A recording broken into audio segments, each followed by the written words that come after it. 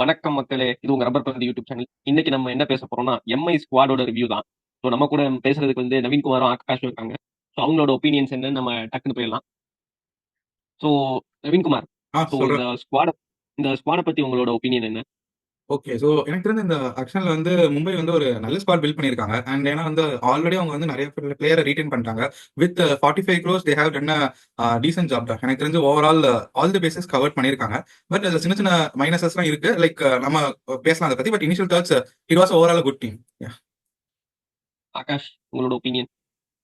So என்னை பொறுத்த வரைக்கும் என்னன்னா தே ஹேவ் ஆல்ரெடி ஆப்ஷன் முன்னாடி they have strong very strong batting line. So adding to that அவங்க 2 3 பவுலர்ஸ்க்கு போயிருக்காங்க, which is very good move actually. 2 3 பவுலர்ஸும் ரொம்ப ஸ்ட்ராங்கா இருக்காங்க. So they had a very balance side. But ஒரே ஒரு நெகட்டிவ் என்னன்னா இது ஒரு பொட்டன்ஷியல் லைக் பேட்டிங் ஆல்ரவுண்டர் இல்ல apart from Hardik Pandya. So அது ஒன்னே ஒரு பேஸ் மட்டும் அவங்க கவர் பண்ணி நினைக்கிறேன். மற்றபடி this very very strong team actually. 8 potential match winners வச்சுட்டு போயிருக்காங்க. So I rate very highly this team. Okay, well said both of you. நானும் அதே தான் நினைக்கிறேன். ஸோ என்னோட செகண்ட் கொஸ்டின் என்னன்னா, இந்த டீமோட ஸ்ட்ரென்த் அண்ட் வீக்னஸ் என்னவா இருக்கும்னு நீங்க என்ன பண்ணீங்க?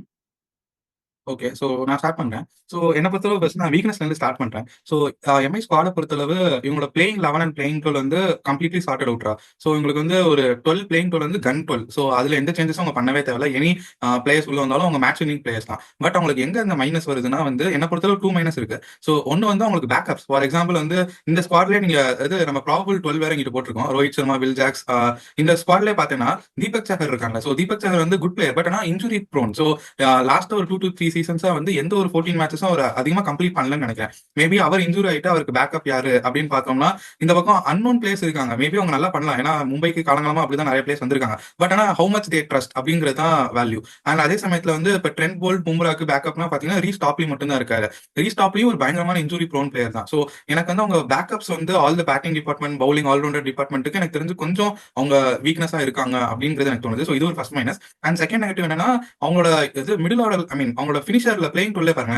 ஹர்திக் பாண்டியாக்கு அப்புறம் ஒரு ராபின் வின்ஸ் இல்லைன்னா சாண்ட்னர், தீபக் சார் தான் போக முடியும். அவங்களுக்கு வந்து இந்த ஒரு பவர் பினிஷர் காலங்காலமா நல்லா பண்ணியிருக்காங்க. ஃபார் எக்ஸாம்பிள் ஒரு பொலாட் இல்லைன்னா வந்து ஒரு டிம் டேவிட். ஸோ உங்களுக்கு அந்த மாதிரி நிறைய பவர் ஹிட்டர்ஸ் வந்திருக்காங்க. பட் ஆனா இந்த வாட்டி ஹர்திக் பாண்டியா மட்டும்தான் இருக்காரு. ஸோ இது ரெண்டும் நான் நெகட்டிவ்னு பாக்குறேன். மற்றபடி இதே 12 ஒரு 14 16 மேட்சஸ் பிளே ஆஃப் வரைக்கும் அவங்க ஃபிட்டா இருந்தாங்கன்னா ஷோர் ஷாட் அவங்க ட்ராஃபி அடிக்கலாம். அந்த மாதிரி மேட்ச் வின்னர்ஸ். ஏன்னா ஒரு பிளேயரும் ரெண்டு ரெண்டு மேட்ச் ஜெயிச்சு கொடுத்தாலே அவங்க வின் பண்ணிடுவாங்க. ஸோ எனக்கு தெரிஞ்ச அந்த ஒரே ஒரு ப்ராப்ளம் தான். மற்றபடி இது சம இது. அண்ட் ஸ்ட்ரென்த்னு கேட்டீங்கன்னா அவங்களோட power play bowlers and death bowlers Bumrah, அது Trent Boult and Deepak Chahar. அவங்க பேட்டிங் ஸ்ட்ராங் தான். பட் ஸ்பின்னர் அவங்க இன்னும் சாரி பவுலிங் டிபார்ட்மெண்ட் இன்னும் ஸ்ட்ராங் பண்ணிருக்காங்க. For example including the three Mitchell Santner and Allah கஃபன் சார். அவங்க ரெண்டுமே சம பவுலர்.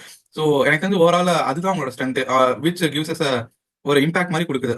அந்த bowling department is contributing to their batting department. So அந்த அளவு இவங்க ரொம்ப ஸ்ட்ராங் டீம் நினைக்கிறேன். So these are my strength and weakness. Akash, would you like to add anything to so this? உங்க மைண்ட்ல என்ன அப்படியே ஸ்டார்ட் என்னோட பிளேயிங் லெவன் ஃபர்ஸ்ட் சொல்லிடுறேன். It is very different to what you are seeing actually. So நான் எப்படி போவேன் அப்படின்னா Rohit and Rickelton to open with SKY, Tilak, Hardik Pandya இந்த ஸ்டெபிலிட்டி மிடில் ஆர்டருக்கு. Then I will go for Will Jacks. அதுக்கப்புறம் Naman Dhir, Deepak Chahar, Jasprit Bumrah, Trent Boult, Santner and Karan Sharma. இப்போ இதுல பாத்தீங்க அப்படின்னா யா ஸோ ஃபினிஷர் யாருமே கிடையாது. பொட்டன்ஷியலாவே மும்பைக்கு அந்த ஃபினிஷிங் ரோல் யாருமே கிடையாது. அது வந்து ஒரு ரொம்ப பெரிய டிஸ்அட்வான்டேஜ். ஹர்திக் பாண்டியா விட்டா நீங்க பாத்தீங்கன்னா நமன்தீரும் வந்து ஸ்ட்ரோக் பிளேயர் தான். Potential stroke player which is like aggressive stroke player மாதிரி நமக்கு தெரியும். ஆனா வந்து அவர் இது டெத்துல வந்து அவரால் ஹிட்டிங் பண்ண முடியுமா தெரியாது. அது ஒரு ஒரு ஒரு proven commodity needs to be answered by Mumbai Indians actually. So இப்போ ஸ்ட்ரென்த்ஸ் எல்லாம் வரும். இவங்களோட மிடில் ஆர்டர் பேட்ஸ்மேன் வந்து பயங்கர ஸ்டெபிலிட்டி கொடுக்குறாங்க. ஓகேவா? நெக்ஸ்ட் வந்து உங்ககிட்ட இந்த ரைட் லெஃப்ட் காம்போ வந்து நல்லாவே இருக்கு. அடுத்து வந்து உங்களோட பேட்டிங் ஆர்டர் வந்து 9 வரைக்கும் இருக்கும். இப்போ என் ஸ்குவாட்ல பாத்தீங்கன்னா 9 வரைக்கும் இருக்கும் நான் சொல்ற ஸ்குவாட்ல. அப்புறம் பாத்தீங்கன்னா இவங்களோட பவுலிங் வந்து டெத்லயும் சரி பவர் பிளேயும் சரி நீங்க ஃபீல் பண்ண தேவையே கிடையாது. ஏன்னா இவங்களோட அந்த 12 ஓவர்ஸுமே அவங்க சூப்பரா சார்ட் அவுட் பண்ணுவாங்க. வேணும்னா ஹர்திக் பாண்டியாவை கொண்டு வந்துருவாங்க. அண்ட் சாண்டர் இவங்களோட தான் வர. அடுத்து வந்து இவங்களோட வீக்னஸ் என்னன்னு பாத்தீங்கன்னா மிடில் ஆர்டர் பவுலிங். அந்த ஸ்பின்னர்ஸ் எப்படி ரொட்டேட் பண்ணுவாங்க அப்படின்றதுல அவங்க பயங்கரமா அடி வாங்குவாங்களோ அப்படின்னு எனக்கு தோணுது. ஏன்னா இவங்க பாஸ்ட் பவுலர்ஸ் வந்து பொட்டன்ஷியல் மேட்ச் வின்னர்ஸ் டவுட்டே கிடையாது.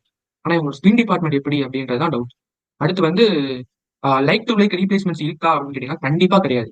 இவங்களோட ஒரு பெரிய பிளஸ் என்னன்னா இவங்களோட 12க்காக அவங்க சைடு எடுத்துருக்காங்க. ஓகேவா? ஆனா இவங்களோட லைக் டு லைக் ரீப்ளேஸ்மெண்ட் என்னால வந்து ஒரு 4 5 பேர் மட்டும் மேட்ச் பண்ணவே முடிஞ்சு. அப்படிதான் இவங்க ஸ்குவாட் ம். எடுத்திருக்காங்க. இவங்களால பும்ராக்கு மேட்ச் பண்ண முடியாது, திலக் வர்மாக்கு மேட்ச் பண்ண முடியாது, சூரியகுமார் யாதவுக்கு மேட்ச் பண்ண முடியாது, ரோஹித்துக்கு மேட்ச் பண்ண முடியாது.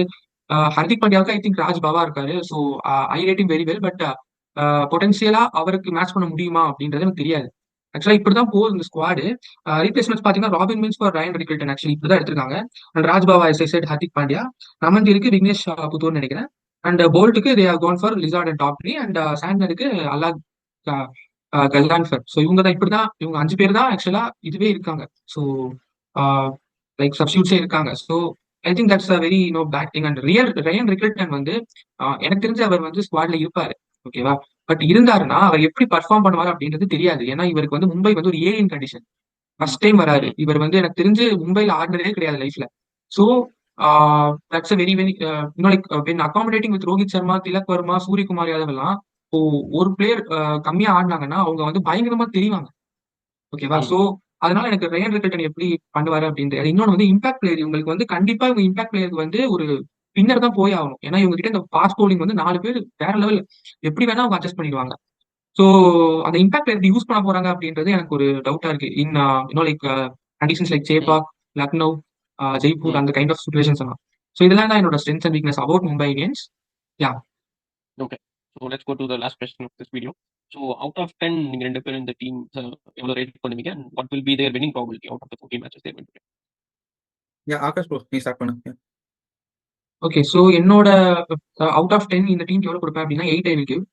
The reason I set weakness வந்து இந்த spinning department and like right replacement கிடையாது. இப்போ ஒருத்தர் இன்ஜுரி ஆச்சுன்னா என்ன பண்ணுவாங்கன்னே தெரியாது. ஸோ இப்போ வந்து உங்களோட வின்னிங் எப்படி இருக்கும் அப்படின்னா, ஹோம்ல வந்து they will go for 5 out of 7. அதுல இந்த டவுட்டுமே இல்லை. ஏன்னா அப்படி ஒரு பேட்டிங் வச்சிருக்காங்க, அப்படி ஒரு பேட்டிங் அண்ட் பவுலிங் வச்சிருக்காங்க. ஆல்ரவுண்டர்ஸ் மட்டும் தான் இல்லைன்ற குறை தவிர்த்து வேற எதுவுமே கிடையாது. அடுத்து பாத்தீங்கன்னா இவங்களோட அதே மீன்ஸ் எப்படி இருக்கும் அப்படின்னு பாத்தீங்கன்னா, ஒரு பயங்கரமான டேர்னிங் ட்ராக்ஸ்ல அவங்க ரொம்ப கஷ்டப்படுவாங்களோ அப்படின்னு எனக்கு தோணுது. ஏன்னா spinners potential match winner spinners கிடையாது இவங்க டீம். ஃபார் எக்ஸாம்பிள் முலான்பூர், சென்னையில எடுத்துக்கிட்டீங்கன்னா you need a spinner, you want a spinner. Like Arun சர்மாலாம் பயங்கரமா அடிப்பாங்க.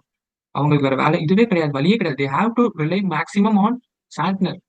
உங்ககிட்ட அந்த ஸ்பின்னிங் கிடையாது, எல்லாம் குத்தி ஏத்துற பவுலர்ஸ் தான். பும்ராவும் சரி, பும்ரா பத்தி பேசுற அளவுக்குலாம் நம்ம கிடையாது. பட் சொல்றேன் நான், Deepak Chahar they will go for power play தான். ட்ரெண்ட் போல்ட் பவர் பிளே இல்லாம அடி வாங்குவாரு. பும்ரா தவிர்த்து இப்ப நான் மதிஷா பத்தி நான் எப்படி சொன்னேனோ அதே அளவுக்கு தான் they are gone, they will be having this Bumrah actually. So Bumrah தவிர்த்து யாருமே கிடையாது. அண்ட் யா இவங்க ஸ்பின்னிங் தான் எனக்கு பயமா இருக்கு. So they will win 3 games away I suppose. So 8 wins they will go, 8 or 9 wins they will go. Yeah, that's it. Winning probability is 62% something like. Okay. Naveen, So, opinion. அதான் so என்னோட same தான். Like நானுமே என்னோட ரேட்டிங்கும் 7.5 to 8 நான் கொடுப்பேன். ஏன்னா அவன் சென்னைக்கு 8.5 மேலே கொடுத்தேன்னா லைக் அந்த லைக் ஆஃப் கைண்ட் பேக்கப் இருந்துச்சு. ஸோ ஒரு பிளேயர் இன்ஜுரி ஆனாலோ இல்லை சம் கேசஸ் வந்து ஒரு ஃபார்ம் அவுட் ஆனாலோ கூட லைக் ஒரு லாங் ரன் கொடுப்பாங்க எல்லா டீம்லையும். பட் ஒரு 4 to 5 மேட்சஸ்க்கு அப்புறம் ஃபெயில் ஆனால் கூட இன்னொரு பிளேயர் நம்ம கொண்டு வரலாம்.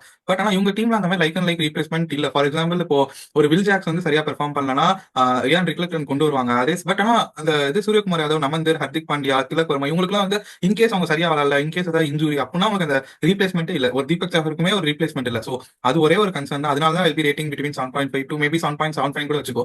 ஸோ அதுதான் என்னோட ரேட்டிங்.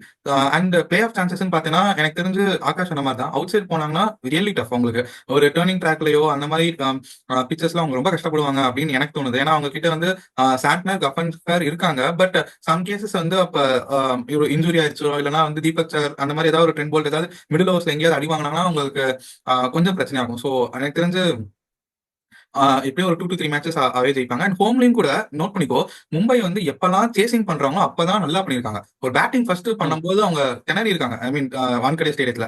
ஸோ அவங்களுக்கு அங்க வான்கடையிலயும் உங்களுக்கு வந்து டாஸ் மேபி க்ரூஷியல் ஃபேக்டரா இருக்கும் அப்படின்னு தோணுது. இஃப் தேர் சேசிங் நான் 100% ஷூர் ஒரு 280 டார்கெட் வச்சாலும் சேஸ் பண்ணிடுவாங்க இந்த டீம் வச்சு. பட் ஆனா பேட்டிங் ஃபர்ஸ்ட் வச்சுட்டு டிஃபெண்ட் பண்ணாங்கன்னா மேபி உங்களுக்கு கஷ்டமா இருக்கலாம் அப்படின்னு எனக்கு தோணுது. So I am going with 4 or 5 maximum 4 wins இன் வான்கடேன்னு எனக்கு தோணுது. மேபி அவங்க 3 லாஸ் பண்ணலாம். ஆல் டிபெண்ட்ஸ் அப்பான் டாஸ் தான். 7 மேட்ச் அவங்க சேஸ் பண்ணாலும் 7 மேட்ச் ஜெயிக்கலாம். பட் ஆனா அது டிபெண்ட்ஸ் தான்.